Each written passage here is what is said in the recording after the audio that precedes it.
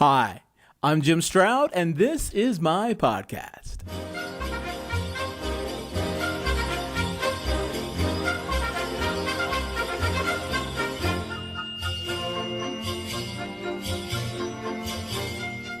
The Christmas season is upon us, which means, among other things, Santa Claus will be delivering toys and gifts to all the good little boys and girls around the world.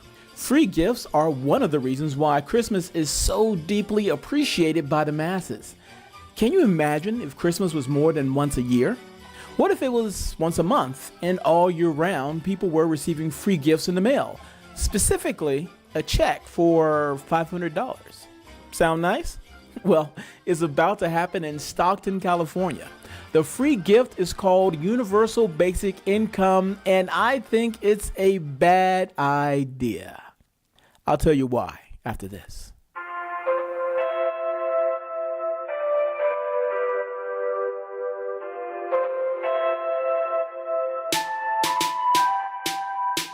Black Friday and Cyber Monday are prime time for cybercrime.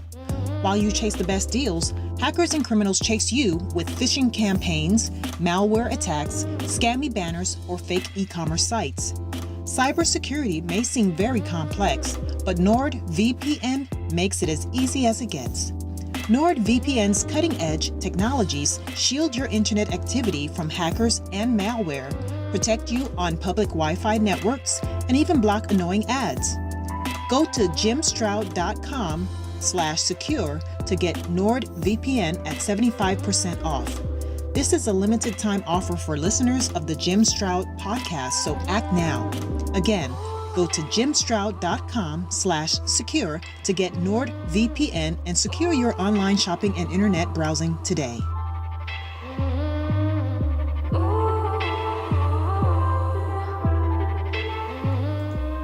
Universal basic income is loosely defined as free money from the government without having to meet any requirements. The intent of universal basic income is to help people on the verge of poverty or to help people who are already in poverty to get by. It's not a new idea. The concept was first explored in the 15th century by the author Thomas More, who, after witnessing how capital punishment failed to keep people from stealing, said in his book Utopia the following: "Instead of inflicting these horrible punishments, it would be far more to the point to provide everyone with some means of livelihood so that nobody's under the frightful necessity of becoming first a thief and then a corpse." Universal basic income has been in and out of vogue ever since. In 1969, President Nixon lobbied for a type of universal basic income when he pushed the Family Assistance Plan, which eventually died in the Senate. Now, I'm not sure, but I think President Nixon's inspiration came from another public figure, the Reverend Martin Luther King Jr. That is a great deal that the society can and must do if the Negro is to gain the economic security that he needs. Now, one of the answers, it seems to me, is a guaranteed annual income, a guaranteed minimum income for all people and for all families of our country. It seems to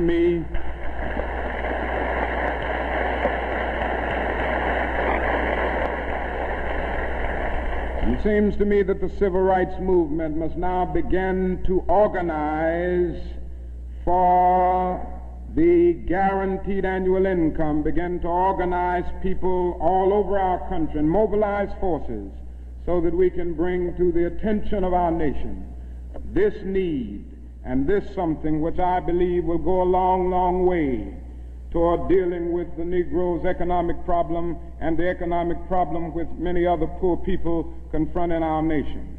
I have the utmost respect for the Reverend Martin Luther King Jr. and have a deep appreciation for his life's work. However, on this issue, I must disagree with him. Universal basic income has actually been tried in Finland and it failed.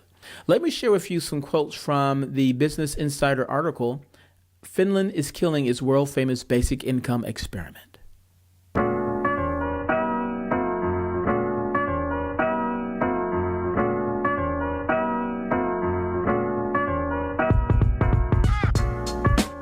Since the beginning of last year, 2,000 Finns are getting money from the government each month, and they are not expected to do anything in return. The participants aged 25 through 58 are all unemployed and were selected at random by Kela, Finland's social security institution. Instead of unemployment benefits, the participants now receive 560 euros or 690 US dollars per month, tax-free. Should they find a job during the 2-year trial, they still get to keep the money. While the project is praised internationally for being at the cutting edge of social welfare, back in Finland, decision makers are quietly pulling the brakes, making a U-turn that has taken the project in a whole new direction.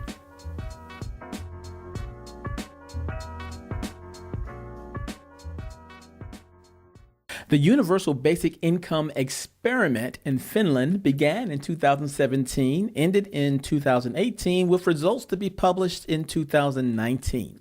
So, what spurred on this experiment in the first place? Well, here's another quote from that same Business Insider article.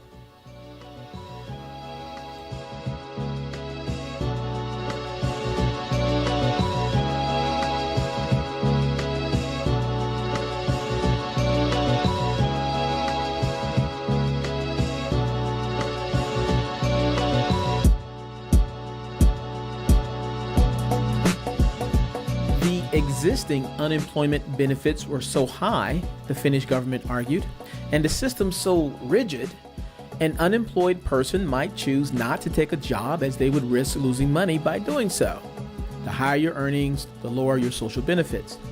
The basic income was meant as an incentive for people to start working. But in December last year, the Finnish parliament passed a bill that has taken the country's welfare system in quite the opposite direction. The new activation model law requires job seekers to work a minimum of 18 hours for 3 months. If you don't manage to find such a job, you lose some of your benefits. The reason for the turnaround in Finland is quite simple.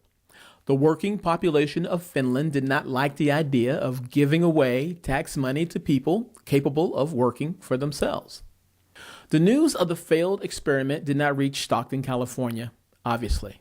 Nor was it brought to the attention of U.S. Senator Kamala Harris or U.S. Senator Cory Booker, who are now considering programs along the lines of universal basic income.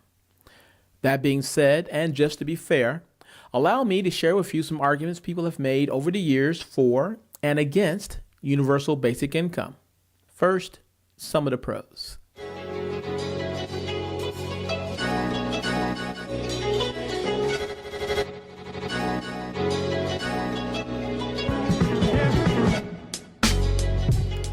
Point number 1.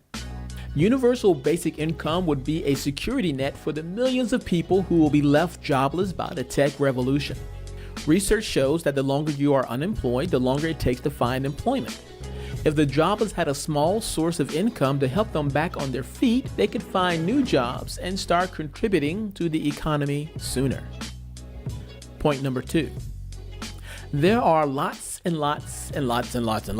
government organizations responsible for helping those in poverty, handing out unemployment benefits, food stamps, subsidized housing, etc. Universal basic income would replace all of those programs and thus significantly cut a country's spending. Point number 3. Universal basic income would discourage low wages by giving employees bargaining power. After all, why would someone work for $7.25 an hour when they have a guaranteed monthly income paying so much more? Point number 4.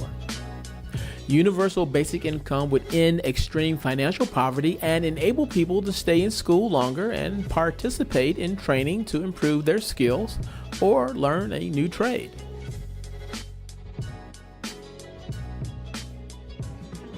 Considering those reasons, it would seem that universal basic income is the way to go. If you think that, take a moment and ponder the arguments against. Here are just a few.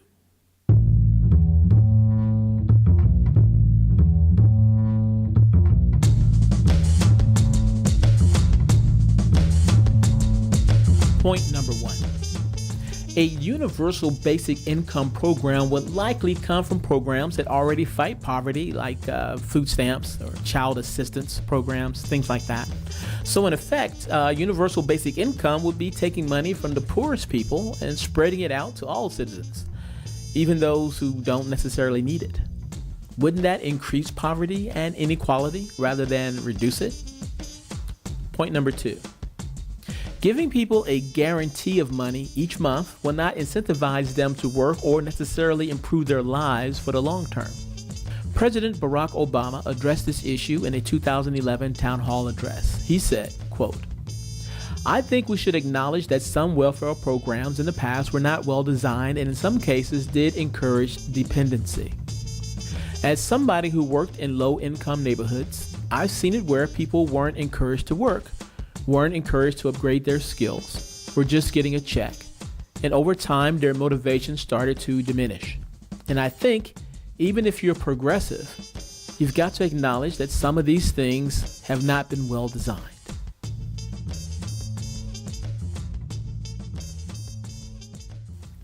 Point number 3. In 2016, Swiss voters overwhelmingly rejected a proposal to introduce a guaranteed basic income for all. The reasons why they rejected it? Well, according to BBC News, critics of the measure said that disconnecting the link between work done and money earned would have been bad for society. For the record, I agree with that. They also said if you give away free Swiss money to everybody, you would have billions of people trying to move into Switzerland. The general thought they had was free money would make people lazy, devalue work, and most importantly, where would all this free money come from?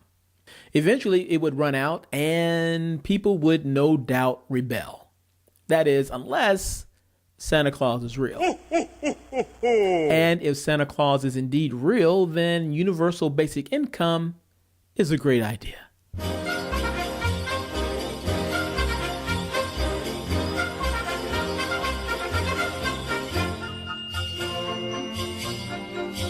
Of course, all of that is just one man's opinion. I want to hear yours. Feel free to email me. My email address is jimstroud@jimstroud.com. I will read your comments over the holidays and get back to you with my response on January 6, 2019, when I return with a brand new podcast episode. Be sure to subscribe to my blog at www.jimstroud.com and do that now so you don't forget and also so you don't miss out on all the cool stuff being planned for 2019. Cool? Cool. Okay. So until next time, Merry Christmas and a Happy New Year.